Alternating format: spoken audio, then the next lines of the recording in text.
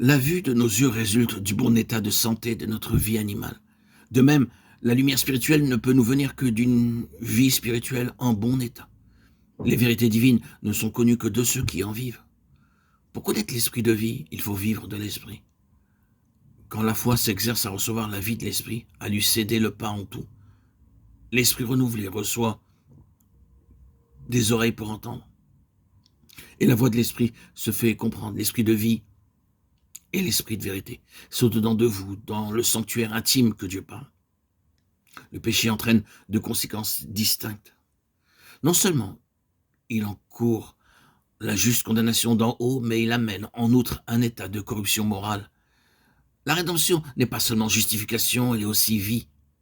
Elle n'est pas seulement réintégration objective dans les faveurs de Dieu, elle est encore réhabilitation subjective. La première de ces grâces est l'œuvre du Fils pour nous. La seconde est celle de l'Esprit du Fils au-dedans de nous.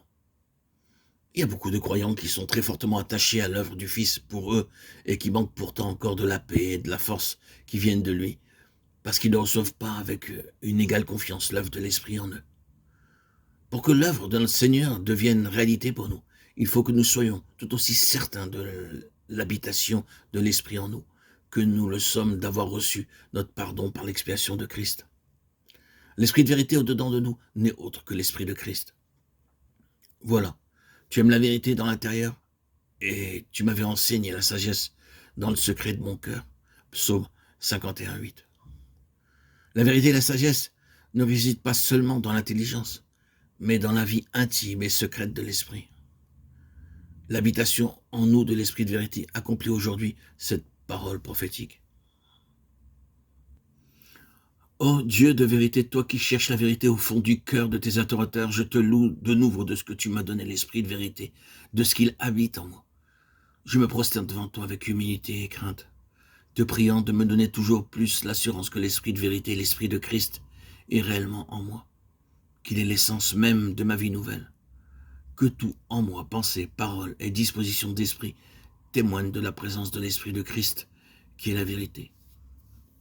Oui, je te demande que ton esprit témoigne de la présence de Jésus-Christ en moi, que son expiation devienne toujours plus une réalité pour moi, et qu'elle opère aussi avec efficace dans le parvis extérieur, que sa vie de gloire me fasse réaliser sa présence et sa puissance, ô mon Père, que l'esprit de ton Fils, l'esprit de vérité, soit réellement ma vie, que par lui chacune des promesses de ton Fils se vérifie pour moi. Je te rends grâce, ô mon Père, de ce qu'il demeure en moi.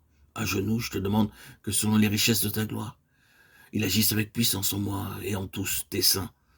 Oh, que ton peuple tout entier apprenne à connaître ce privilège et à s'en réjouir, à croire que le Saint-Esprit vient nous révéler la présence de Christ plein de grâce et de vérité. Amen.